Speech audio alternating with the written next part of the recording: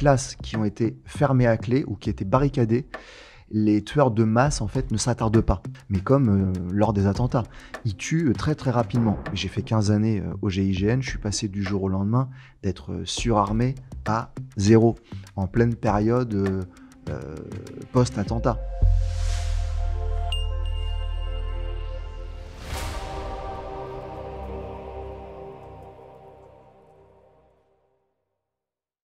Bonjour, je suis Pauline Robert pour Le Nouveau Détective et aujourd'hui nous recevons Aton, ex-gendarme du GIGN. Bonjour Aton, comment allez-vous? Bonjour, très bien, merci et vous. Oui, très bien.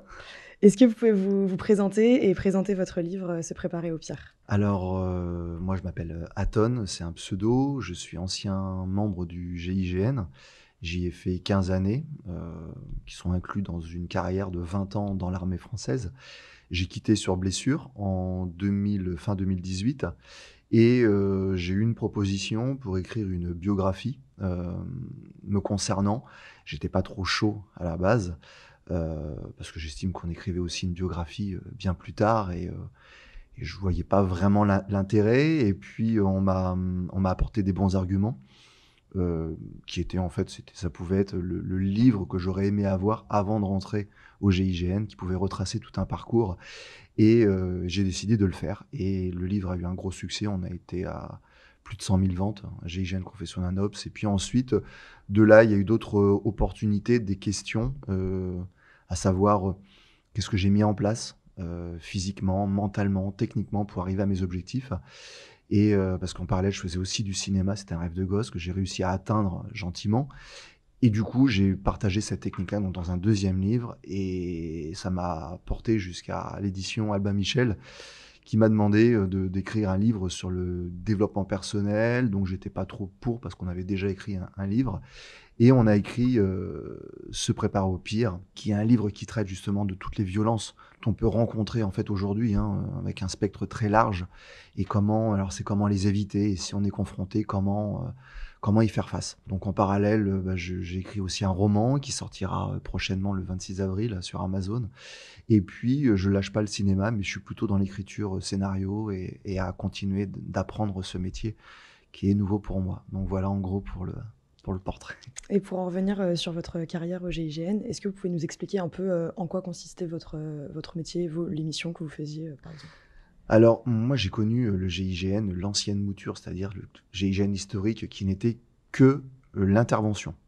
Ensuite, le GIGN a eu une restructuration en 2007 et il y a eu plusieurs volets qui se sont ajoutés, qui sont la protection rapprochée, l'observation recherche et les gardes du corps du président. Et en fait, pour ma part, moi, c'était vraiment le volet intervention de tout ce qui est mission contre-terrorisme, interpellation d'individus dangereux, des go-fast, remontées de stupes depuis le Maroc, voilà, des choses comme ça. J'ai fait de temps en temps quelques renforts avec la FSP, c'est-à-dire là, c'était protection rapprochée dans les ambassades sensibles, ou aussi défense des intérêts français à l'étranger et évacuation de ressortissants, que j'ai fait en Libye en 2014. Voilà, principalement l'intervention. Et donc vous avez dit que vous avez quitté le GIGN à cause d'une blessure. Est-ce que vous pouvez nous en parler un peu? Alors en fait, j'ai été blessé en 2007. Je suis tombé, vous savez, enfin c'était pas le Sherpa à l'époque, c'était le Swatex, ce gros véhicule avec une plateforme dessus. En fait, on était en exercice, on arrivait sur une façade, on devait rentrer par une fenêtre et j'ai percuté la tête. Je suis tombé d'une grande hauteur et j'ai eu un problème au cervical qui a eu 3 ans avant de le diagnostiquer. C'était en fait une hernie discale qui a été opérée en 2010. On m'a rogné le disque et comme j'avais pas de corps étranger dans le corps, je pouvais éventuellement continuer sous condition. J'ai mis presque 1 an à m'en remettre et j'ai réussi à réintégrer en fait le volet opérationnel du GIGN. Mais bon, on m'avait prévenu que ça pouvait euh, se dégrader avec le temps. Et effectivement, en 2017, j'ai été réopéré des cervicales et là, on m'a mis une prothèse, ce qui a fait que derrière, je n'ai pas pu exercer le métier. J'ai aussi une surdité partielle de l'oreille droite, donc dû aux tirs, aux explosifs, etc., etc. Donc, je suis plus apte. Donc pour en revenir à votre livre Se préparer au pire, vous parlez beaucoup du principe de la légitime défense dedans. Est-ce que vous pouvez nous expliquer justement les limites de cette légitime défense, pardon, et dans quel cas elle peut être applicable ou non?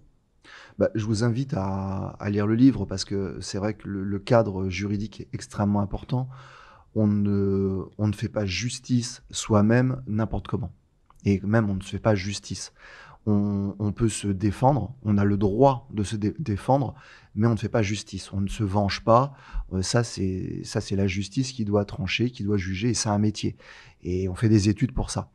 On n'appréhende pas non plus n'importe qui dans la rue s'il n'y a pas un caractère nécessaire à ça. C'est une mesure de police et qui est très cadrée, comme la légitime défense. La légitime défense est sous condition, mais c'est des petites nuances qui sont relativement simples quand on les connaît, mais c'est des choses, en fait, j'ai des schémas, moi, qui sont très simplifiés dans ma tête, c'est-à-dire que, vous voyez, dans cette position, là, dans la pièce dans laquelle on est, la porte est derrière moi. Vous m'agressez, à partir du moment où j'ai une porte derrière moi, je suis censé être en mesure de fuir. Si on inverse nos positions, derrière, il n'y a pas de possibilité de fuite. Donc là, je rentre dans le cadre de légitime défense de votre côté, mais pas du mien. Après, il y a une question de proportionnalité. Si je vous agresse avec un coup de poing, vous pouvez me donner un coup de poing. C'est pas si simple quand on en parle comme ça, mais face à un juge, c'est vrai qu'il faut quand même se prémunir d'une certaine... Voilà, il y a quand même des choses à savoir, quoi. Et ça, on a évoqué des cas très concrets dedans pour justement que les personnes fassent le rapprochement, mais très vite. Dans la partie sur les cambrioleurs et les cambriolages, vous mentionnez les signes que les cambrioleurs laissent sur les maisons. Comment vous avez appris à décrypter ces signes? Est-ce que c'est vraiment courant Alors moi, j'ai demandé cette chose? à des gendarmes. Des gendarmes et policiers, parce que dans mon entourage, j'en ai quand même pas mal d'enquêteurs.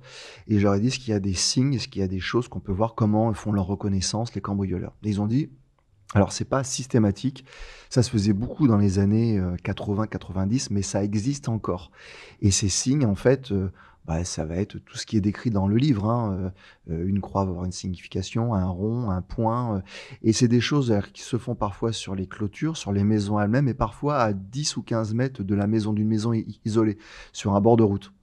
Et moi, j'ai pris pour habitude de faire le tour régulièrement de ma maison, de sa clôture, et on peut déceler de temps en temps des petites choses qui sont différentes. Ça va être aussi une clôture qui est enfoncée, qui évoque le fait que quelqu'un a écrasé la clôture pour passer chez vous, donc peut-être pour faire une reconnaissance. Donc en fait, il faut être très sensible à son environnement, l'observer régulièrement, et on va voir, ça va nous sauter aux yeux, sans être parano non plus. Moi, je le fais lors d'une balade, c'est en désherbant, j'observe mon environnement.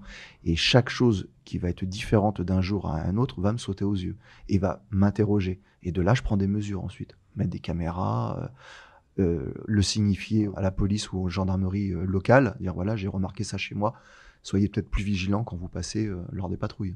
Justement, vous disiez qu'il y avait beaucoup de mises en situation très précises dans votre livre, c'est rempli de ces situations-là.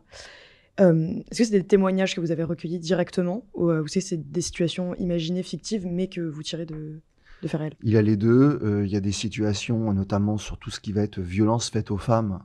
Moi, j'ai entendu beaucoup de choses dans le cadre de ma carrière, mais c'était très difficile après les années, d'écrire une situation précise comme on l'a pu le faire dans le livre. Donc il a fallu justement aller vers certaines personnes ou vers certains enquêteurs pour demander. Et certaines personnes m'ont renvoyé vers des victimes, où là j'ai proposé, j'ai dit voilà, est-ce que le partage ne serait pas trop pénible pour vous, parce que votre expérience, votre mauvaise expérience, hein, pourrait servir à beaucoup d'autres. Et j'ai eu en fait beaucoup de personnes, à ma grande surprise, dans mon entourage, qui m'ont révélé être victimes de viols, d'agressions sexuelles, de situations très curieuses sur les réseaux sociaux ou les rencontres de sites de rencontres. Et souvent, ça partait par un manque de vigilance. Euh, Presque même, en fait, les femmes ne se sentaient pas légitimes de demander autant d'indications sur un homme qu'elles allaient rencontrer dans un futur proche. Mais Jim, en fait, c'est se mettre vraiment en danger. Il me dit oui, mais c'est délicat de demander à un homme de le voir en visio. Mais j'ai en quoi? S'il a rien à se reprocher, en quoi c'est... Et effectivement, avec une réflexion en amont, on arrive à se dire bah oui, pourquoi pas, quoi. Puis c'est légitime d'être rassuré avant un rendez-vous. Puis si la personne n'a rien à se reprocher, justement, elle va le comprendre. et elle va tout mettre en œuvre. Si la personne ne le comprend pas et est réfractaire à rassurer une femme, si un homme est réfractaire à rassurer une femme qu'il doit rencontrer, je pense que le signe est déjà fort et il faut arrêter là. En règle générale, donc pas forcément dans ce cas de violence faite aux femmes et des réseaux sociaux, en règle générale, quelles sont les principales erreurs que les gens font face au danger, dans un danger immédiat C'est du fait du déni, c'est-à-dire qu'on est surpris quand on refuse de croire que ça existe. Ça fait partie d'un autre monde, et quand l'autre monde vient à vous, il y a un effet de sidération, de surprise qui fait que soit vous êtes paralysé, soit vous êtes en surréaction, ce qui fait que vous pouvez avoir une réaction ultra violente qui sortira du cadre même de la légitime défense. Pour rester dans le cadre de la légitime défense, il faut une certaine lucidité. Pour avoir cette lucidité, il faut une préparation. Exactement, quand on conduit une voiture puissante, si on n'est pas formé avant de la conduire, on peut avoir des surprises de comportement. Un virage qui se prend à 120 km/h, si soit on est un pilote, soit on est un jeune conducteur, et auquel cas on n'aura pas les bons réflexes. Donc un pilote est formé et préparé à aller sur piste ou à prendre un virage à très grande vitesse. Être confronté à la violence, c'est quelque chose qui n'est pas anodin. C'est quelque chose qui ne vous arrive pas non plus tous les jours. Donc c'est d'un niveau de violence qui est supérieur à ce que vous avez l'habitude, d'un niveau de stress qui est supérieur à ce que vous avez l'habitude de vivre. Donc s'y préparer n'est pas complètement ridicule selon moi. Donc, selon vous, comment est-ce qu'on devrait réagir on va prendre le cas d'un cambriolage, par exemple. Si l'individu, le cambrioleur, est armé, quelle est la meilleure façon de réagir? Même si, évidemment, ça dépend de chaque situation. Mais...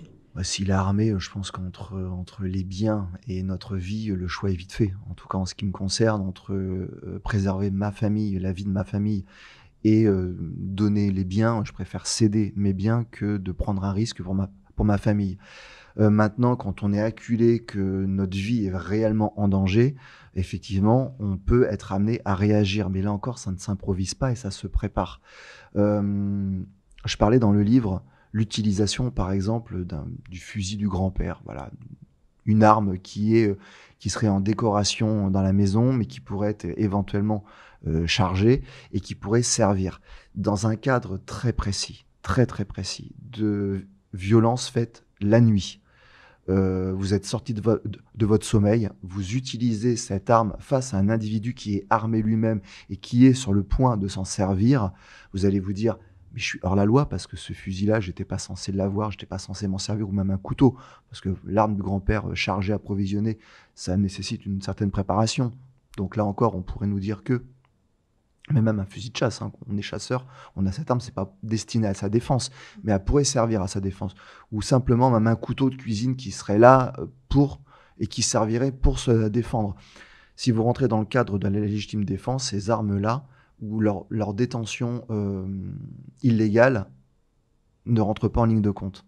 C'est-à-dire qu'on vous sort de cette peine-là, et on va juger, on va dire, si vous n'aviez pas eu cette arme-là, vous seriez probablement mort.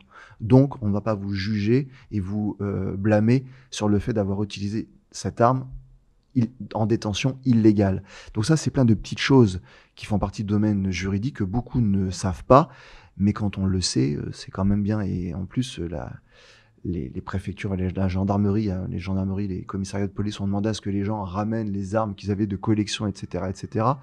Dans la même période où on a félicité les Ukrainiens de prendre la défense du pays avec justement les armes qu'ils avaient, comme nous, nos résistants, ils avaient le fusil du grand-père, quoi. Donc, et aujourd'hui, on nous dit qu'on est en danger avec la Russie et qu'il faut se réarmer, il faut réarmer le pays, il faut reformer les gens. Donc, alors moi je dis pas qu'il faut détenir des armes de manière illégale, mais quand on en a et qu'on peut être amené à s'en servir, il faut bien connaître le cadre légal et il faut prendre ses responsabilités et assumer. Donc moi je suis pour, en tant qu'ancien gendarme, ce serait regrettable de dire qu'il faut agir en dehors de toute légalité. Non, c'est soyez au courant de la loi, soyez au courant que vous êtes en mesure de vous défendre, et avec quoi en fait, voilà, c'est ça, c'est connaître la loi. Parce que ceux qui sont en face de vous, ceux qui vous cambriolent, vont très souvent vous cambrioler de jour, parce qu'ils savent que le cadre de légitime défense est très différent de jour. En journée, vous n'êtes pas sorti de votre sommeil, donc vous êtes censé avoir être en pleine lucidité. Donc si vous faites preuve de violence ou de brutalité, vous êtes pénalement responsable. Et entre quelqu'un qui vole un bien et quelqu'un qui répond par la violence ou la brutalité, bah face à un juge, ça ne tient pas. Ce sera la victime sera la personne qui avait voulu voler des biens et non pas la personne qui a répondu avec violence. C'est comme ça. Donc vous seriez pour l'autorisation du port d'armes généralisé? Non, ça c'est un sujet pour avoir un sujet qui est quand même assez important. Pour avoir porté des armes pendant pratiquement 20 ans de ma vie, je pense que c'est une très grosse responsabilité. Avoir une arme, il faut être en mesure de la protéger, de la défendre, de la garder avec soi. Il faut avoir un bagage technique qui n'est pas à la portée du kidam moyen. Et puis ça peut se retourner contre soi. Donc, et puis en même temps, il y a une telle fragilité en ce moment émotive, une telle émotionnelle, une fragilité émotionnelle qu'on voit les gens s'énervent pour un rien. Donc posséder une arme pour tout le monde, je pense que non, ce serait pas une bonne solution. Par contre, doter d'un port d'armes des gens qui sont en mesure de le faire. Moi, je vais prendre mon exemple, mais même en me prenant moi, il faudrait que ce soit soumis à des tests réguliers tous les ans, des tests au niveau psychique et au niveau technique, à savoir est-ce que je suis en mesure encore d'utiliser une arme de manière précise. Mais j'ai fait 15 années au GIGN, je suis passé du jour au lendemain d'être surarmé à 0, en pleine période post-attentat. Moi, j'ai quitté en 2018, en 2015, on était en pleine période attentat. Donc, est-ce que se priver d'un savoir, parce qu'on est nombreux à quitter les institutions ou les forces spéciales tous les ans, est-ce que c'est judicieux de se priver justement d'une réserve comme ça? Moi, je suis pas sûr. Je pense que si j'avais une arme, là, dans la rue, je serais pas dangereux, mais je pourrais apporter une aide efficace si j'étais témoin justement d'un acte terroriste ou autre. Et est-ce que vous pensez justement que la France est mieux préparée maintenant, d'un point de vue plus général, justement en cas de guerre ou en cas d'attentat, pour revenir à ce que vous disiez, est-ce que vous pensez qu'on est mieux préparé maintenant qu'en 2015, en l'occurrence? Non, non, absolument pas. Je pense qu'on n'a pas tiré les enseignements, alors que ce soit au niveau politique. Moi, j'en suis convaincu. Alors après, je vais pas rentrer dans les débats, je fais pas de politique, mais de ce que je vois, j'ai pas le sentiment qu'il y ait eu des mesures efficaces qui ont été prises.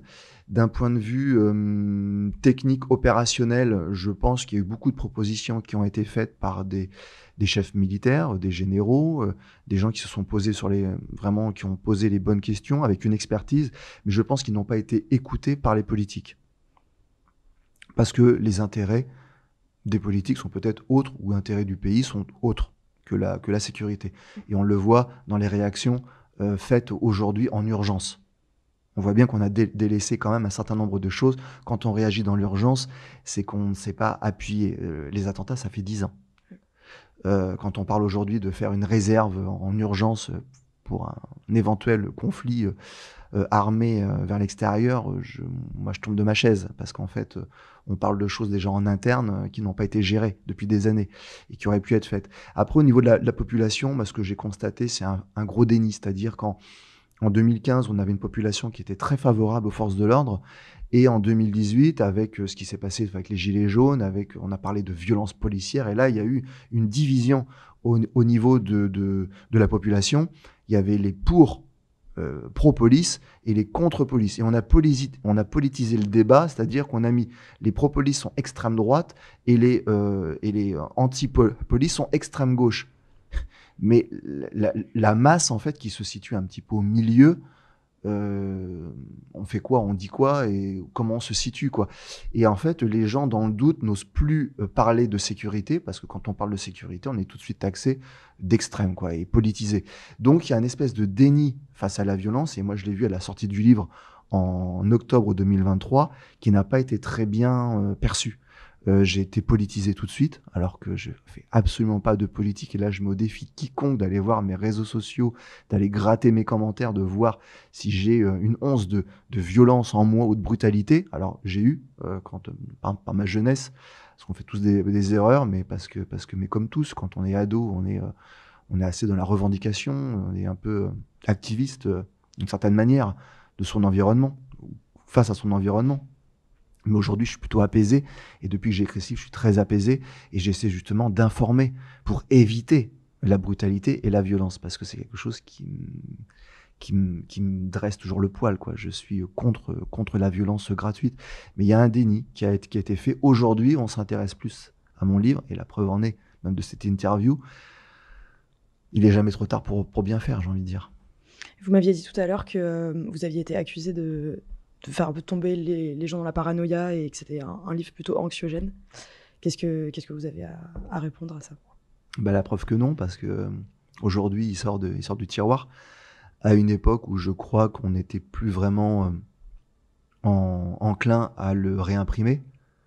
Alors, moi, je me réjouis pas du profit financier que je pourrais faire d'un livre comme ça. Il faudrait vraiment vendre énormément pour que ce soit un gain intéressant, très intéressant pour moi. Mais en fait, quand on écrit un livre, c'est par conviction, et c'est vraiment pour qu'il soit partagé.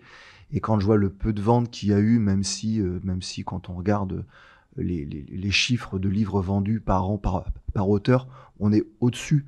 Mais par rapport à l'utilité qu'il peut avoir et le besoin qui se fait sentir actuellement, je trouve qu'on est vraiment très faible. Donc, moi, je me réjouis, je me dis, il est jamais trop tard pour bien faire, mais on a un temps de retard. Et là encore, il y a beaucoup de gens qui vont se pencher sur ce livre en urgence. Et je pense que c'est dommage. Mais bon, voilà, faites-le. Faites-le. Mais j'ai été jugé très, très vite.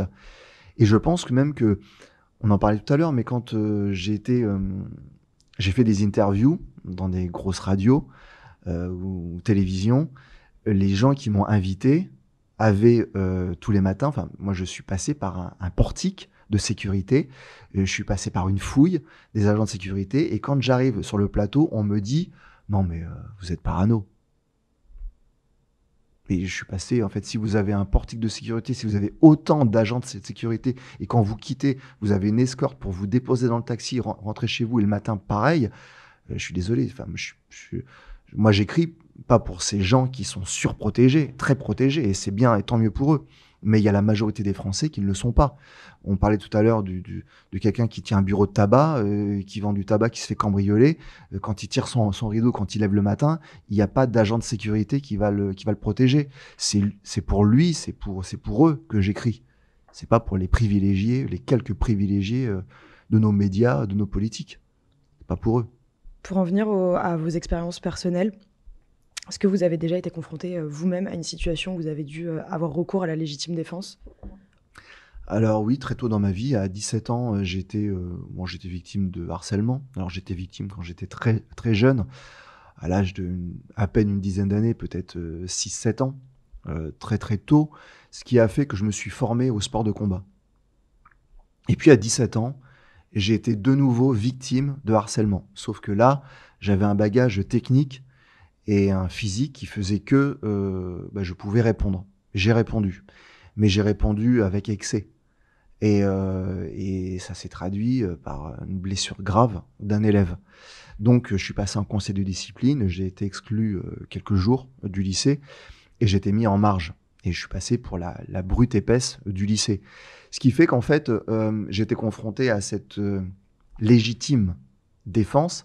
Ma défense était légitime, était même nécessaire, parce que ça a stoppé le harcèlement. Mais est-ce qu'elle était proportionnelle à l'attaque? Non. Donc très tôt, en fait, à 17 ans, j'étais confronté à ça, par justement cette réflexion à me dire, d'un point de vue moral, c'était nécessaire, c'était légitime, mais d'un point de vue légal, j'aurais pu aller en prison. Donc cette réflexion m'a amené toute ma vie, quoi, à avoir cette réflexion, et j'ai même revu cet élève l'an dernier pour une interview. On s'est revu presque 25 ans après, quoi. Et lui m'a raconté son parcours médical chaotique, extrêmement dur. Il a eu 2-3 ans de chirurgie esthétique. Enfin, ça a été très très lourd, parce que j'étais dans l'excès, quoi. Donc, surréaction. Ce que je disais tout à l'heure, Face à la surprise, on peut surréagir. J'ai surréagi. D'où l'intérêt de ce livre à un moment donné, de dire voilà, moi, ce qui m'arrivait à moi, je veux pas que ça vous arrive à vous. Et encore, je m'en sors bien. Et lui aussi, parce que lui, il a fait sa vie il a des enfants, il a un métier, enfin, il a très bien réussi. Et c'était un soulagement pour moi de le revoir après tant d'années, de savoir qu'en fait, il a une vie plutôt correcte, quoi, par rapport à ce que j'ai engendré en début de vie. Parce que vous essayez de transmettre, c'est apprendre à bien se défendre, en fait, finalement. Oui, correctement. Mm. En fait, ne pas être dans la paralysie et n'être qu'une victime avec les pieds et poings liés, de par son manque de lucidité, son mental inefficace face à une situation, et ne pas être en surréaction qui pourrait vous poser problème aussi et vous amener dans un tribunal et en prison. Ce qui serait normal aussi. Quand on surréagit, à un moment donné, il faut assumer aussi ses actes. Et en fait, si on s'est pas préparé, et là, j'ai une carrière longue quand même au GIGN, si on est en mesure de faire face à des situations complexes, des situations de crise extrêmes, c'est qu'on a une préparation mentale, physique et technique. Et en fait, moi, j'en suis le premier témoin. Pour atteindre l'excellence, c'est un travail régulier.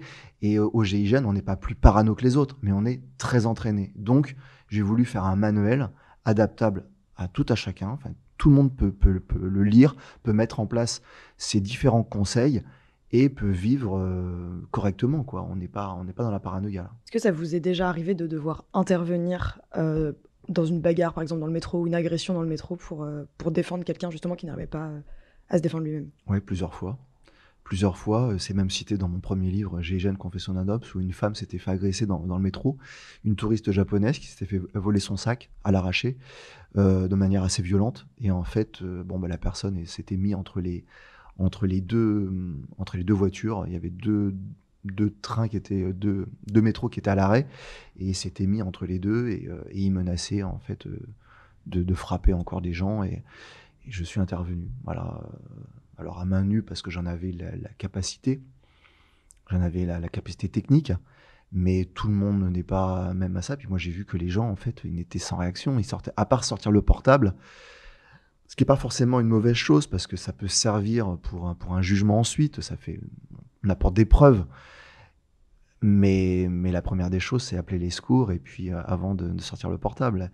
Et là, en l'occurrence, j'aurais aimé qu'ils appellent la police un peu plus rapidement et qu'on puisse me prêter main forte. Mais c'est arrivé dans de nombreux cas où intervenir sur un homme une fois même dans la rue, c'était à Place de l'Opéra, un homme qui frappait sa femme en pleine rue.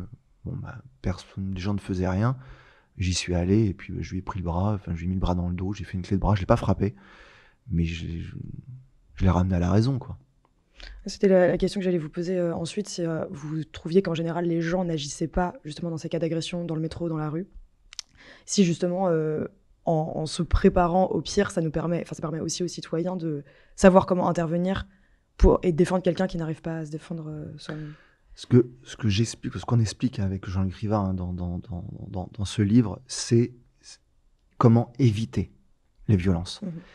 Si toutefois vous êtes témoin ou si vous n'avez pas d'autre choix que de répondre par l'usage de la force, ne le faites pas n'importe comment et évitez de le faire seul. On ne devient pas membre du GIGN ou combattant MMA comme ça en un claquement de doigts.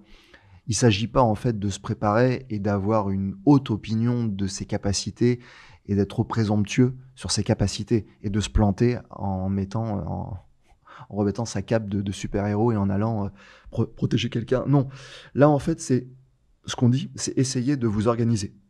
Essayez de déceler les personnes qui seront favorables, qui seront d'une aide utile. Et à ce moment-là, tentez de fédérer. Et ça, quand on est en pleine sidération, parfois c'est juste oh, il se passe quelque chose, il est temps d'agir. Aidez-moi et vous allez faire ça.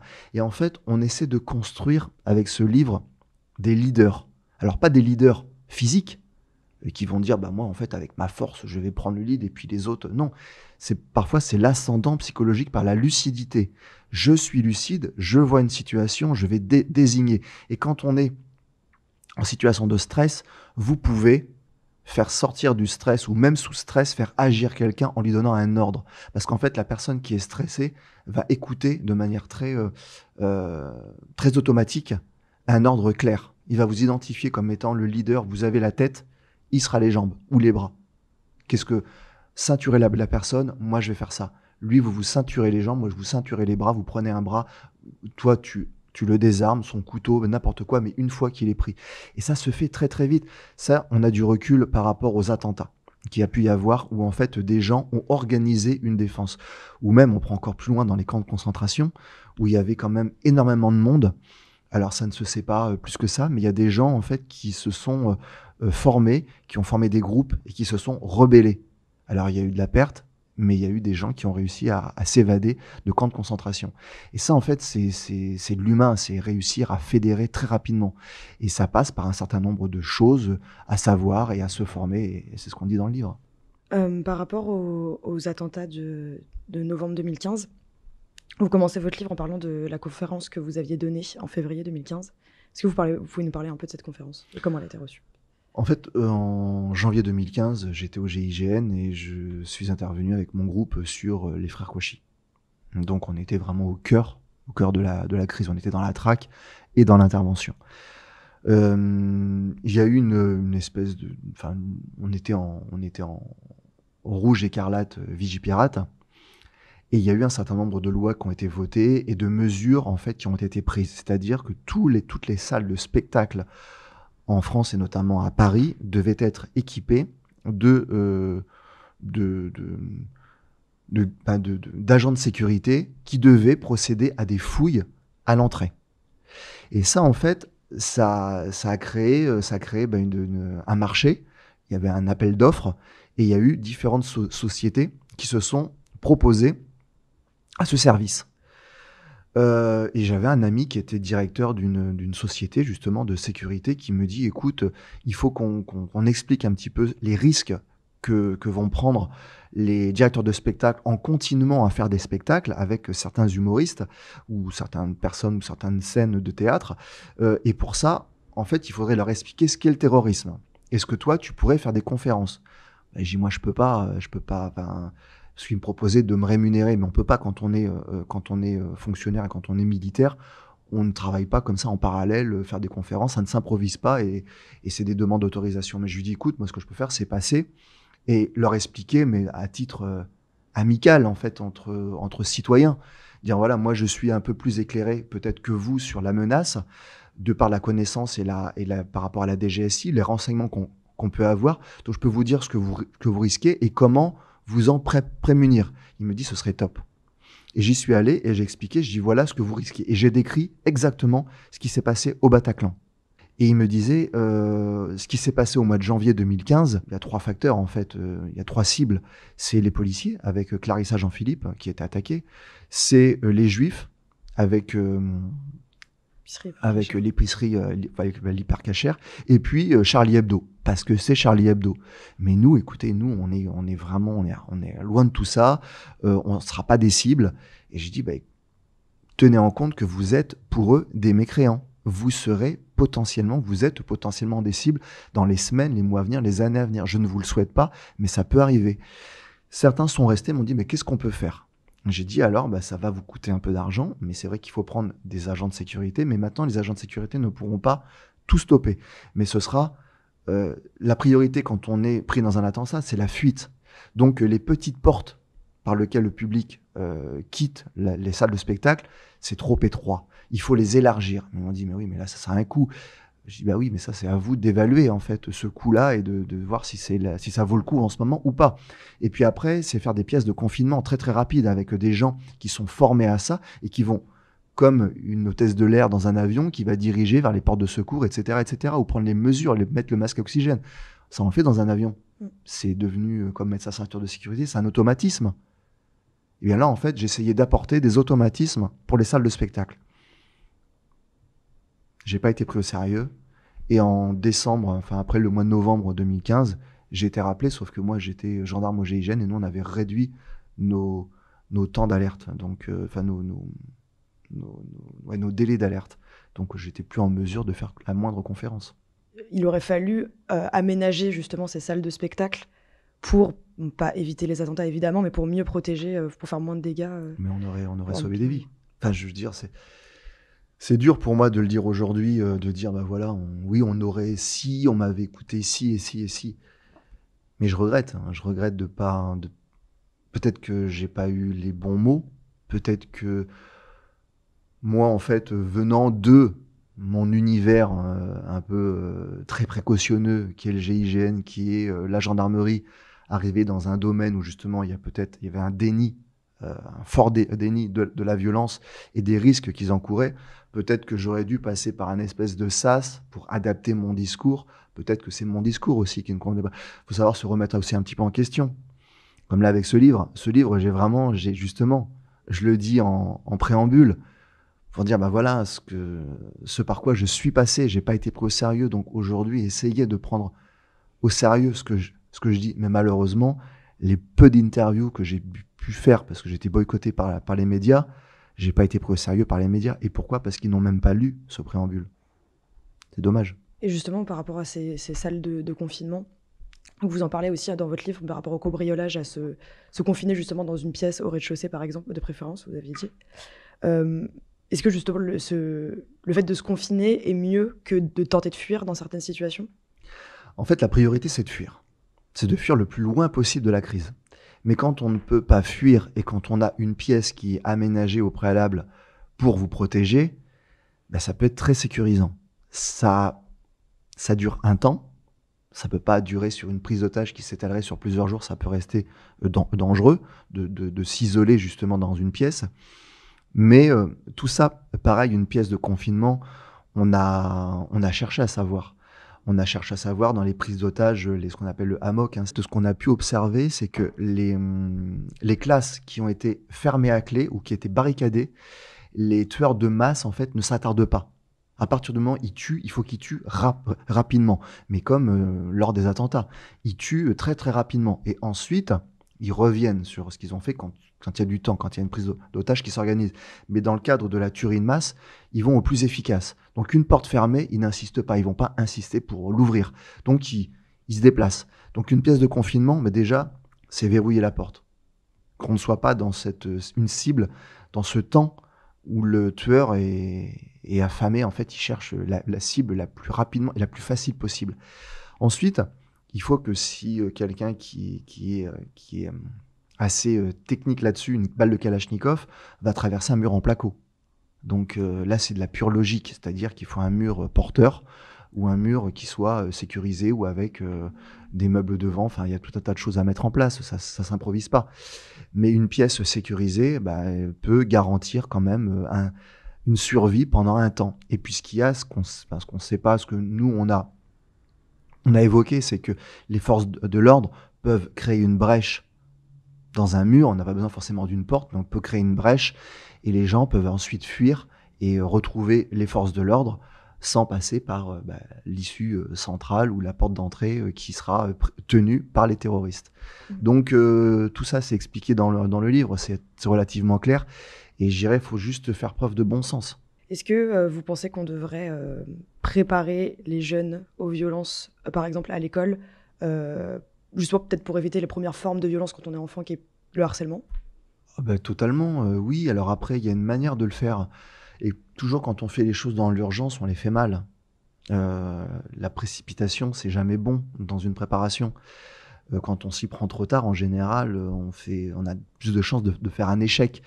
Donc moi, ce que j'ai eu la chance de faire, c'était le service militaire. Alors bien sûr, j'avais plus de 18 ans, mais ça, c'était quelque chose qui m'a bien préparé en fait, parce qu'on évoque un danger potentiel, mais en fait, l'armée française est très forte là-dessus parce que on voit le combattant avec, là je vais dire quelque chose qui est technique, mais qu'on peut trouver sur Internet, c'est les actes réflexes et les actes élémentaires du combattant. Et en fait, on voit que dans ces actes réflexes, ce qui est important, c'est l'observation, l'appréciation d'une distance, la communication, l'orientation. Il y a tout un tas de choses en fait qui sont, quand vous êtes formé à ça, vous êtes à même d'observer votre environnement, d'apprécier une distance, de vous protéger, de se cacher. Et ça, en fait, c'est un début de formation qui est énorme et qui vous suit tout au long de votre vie.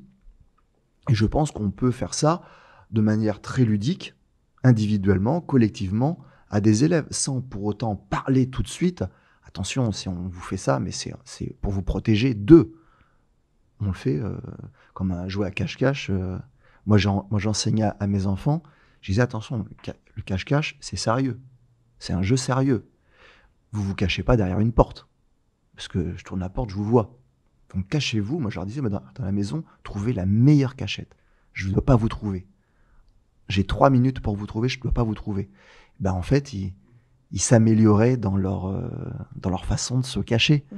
C'est déjà un premier pas.